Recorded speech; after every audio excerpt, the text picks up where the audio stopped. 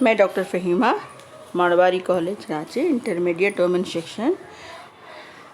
ہماری پیاری بچیوں، آج میں آپ لوگوں کو ویکوم محمد بشیر کے متعلق بتاؤں گی، جنہوں نے جنم دن لکھا ہے۔ ٹھیک ہے، شروع کیا جائے؟ چلیے اوکے۔ ویکوم محمد بشیر کی ولادت کیرلا میں ہوئی۔ ان کے والد عمارتی لکڑی کے ٹھیکیدار تھے۔ کاروبار میں بڑے نقصان سے دوچار ہونے کی وجہ سے ان کا گھرانہ غریبی اور تنگ دستی کا شکار ہو گیا اور وہ بہت بے بس ہو گئے۔ سمجھ گئے؟ محمد بشیر بچپن ہی سے بڑے اور ملنسار انسان تھے، نہایت حساس طبیعت رکھتے تھے۔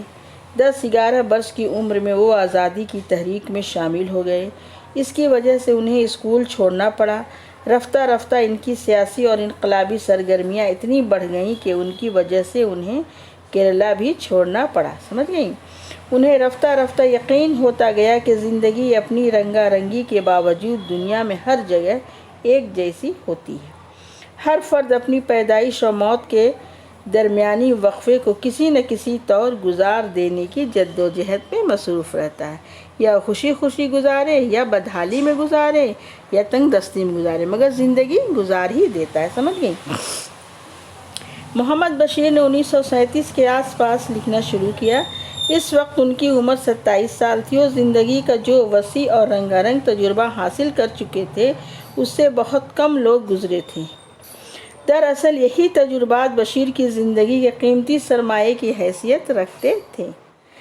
ویکوم محمد بشیر کی پہلی بچپن کی ساتھی مطبوعہ 1944 ہے، جسے انہوں نے اپنی کتاب زندگی کا ایک ورق قرار دیا اور اسے بہت ہی دلچسپی کے ساتھ لکھا۔ اس کہانی نے ملیالم کے افسانوی ادب کو نئی راہ دکھائی۔ ملیالم ایک زبان ہے، اسی میں سمجھ گئی۔ محمد بشیر کی کہانیاں زندگی کی حقیقتوں سے لبریز ہوتی ہیں۔ انہوں نے جو کچھ لکھا، اس کی بنیاد ان کے حقیقی تجربے تھے۔ وہ اپنی بات نہایت سادہ سلیس اور عام فہم انداز میں لکھنے پر قدرت رکھتے تھے۔ ملیالم ناول اور افسانے کی زبان پر ان کی تخلیقات کے گہرے اثرات ہیں۔ ان کا اعتراف کئی نقادوں نے کیا ہے۔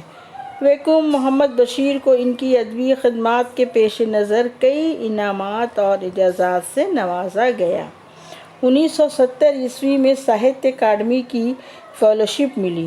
1982 میں حکومت ہند نے پدم شری کا خطاب دیا اور 1987 میں کالیکٹ یونیورسٹی نے اپنے اس عظیم فنکار کو، جو رسمی تعلیم حاصل نہ کر سکا لیکن بہت زیادہ آگے نکل گیا اور باصلاحیت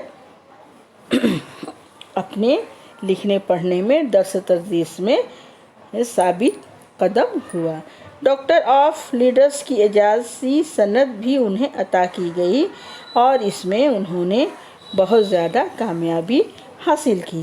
اس میں مصنف نے اپنے جنم دن کا ذکر کیا اور اپنے جنم دن پر صبح سویرے اٹھتا ہے۔ اس کا پڑوسی جب اس سے اتنے سویرے اٹھنے کا سبب پوچھتا ہے کہ آج اس جنم دن ہے، چنانچہ پڑوسی مٹھوا اسے جنم دن کی مبارکباد دیتا ہے اور نہانے چلا جاتا ہے۔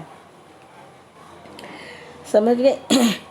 محمد بشیر نے اپنی تحریر میں بے پناہ سادگی اور تصنع کا استعمال کیا ہے۔ تصنع تو بہت کم ہے لیکن سادگی ان کے افسانوں میں بہت زیادہ ہے۔ اس افسانے میں ایک مفلس انسان کے جنم دن کو پیش کیا گیا ہے اور اس میں بتایا گیا ہے کہ اس کا یہ پورا دن کیسے گزرا۔ اس نے عہد کیا تھا کہ اس دن کوئی غلط کام نہیں کرے گا۔ سمجھ گئیں؟ بھوک سے مجبور ہو کر اسے کھانا چرا کر کھانا پڑا۔ کیا کرے، وہ مجبور تھا، حالانکہ وہ سوچا تھا کہ برا کام نہیں کریں گے، لیکن مجبوری اسے چوری کرنے پر آمادہ کر دی۔ ایک جنم دن کی مؤثر رویداد کے لیے جنم دن سے موزوں نام اور کوئی نہیں ہوتا، اسی لیے اس افسانے کا نام اس نے جنم دن بھی رکھا۔ سمجھ گئیں؟ افسانہ نگار کے جنم دن ڈنگ کے واقعات میں کس واقعے نے آپ کو بے حد متاثر کیا؟ آپ اس کہانی کو سن کر سمجھ سکتی ہیں کہ اس واقعے میں ان کے جو سب سے زیادہ متاثر کرنے والی باتیں تھیں، تو جنم دن میں افسانے میں جب ملازم لڑکے کو یہ معلوم ہوتا ہے کہ مصنف صبح سے بھوکا ہے تو تڑپ اٹھتا ہے اور اپنے گھر جانے کے لیے جمع کیے 2 آنے سے قرض دینے کی پیشکش کرتا ہے کہ واقعے نے ہمیں سب سے زیادہ متاثر کیا۔ یہ جو واقعہ ہے کہ جب جانا کہ میرا مالک 2 دن سے بھوکا، اس کا جنم دن بھی ہے، تو سمجھتا ہے کہ ہم اس پیسے کو قرض کی پیشکش میں اسے ہم دے دیں۔ اس سادہ لو بچے کا یہ بے مثال اثار ہمیں بری طرح جھنجھوڑ دیتا ہے۔ ہمارے نزدیک افسانے میں یہ واقعہ سب سے متاثر کن ہے۔ سمجھ گئیں؟ اس افسانے کا مرکزی خیال بھی یہی ہے، اور آپ اس افسانے کو غور سے سنیں اور غور سے پڑھیے گا بھی انشاءاللہ تعالی، اور کامیابی حاصل کریں۔ ٹھیک ہے، اگلے کلاس میں دوسرے موضوع پہ باتیں ہوں گی۔ چلیے، اللہ حافظ۔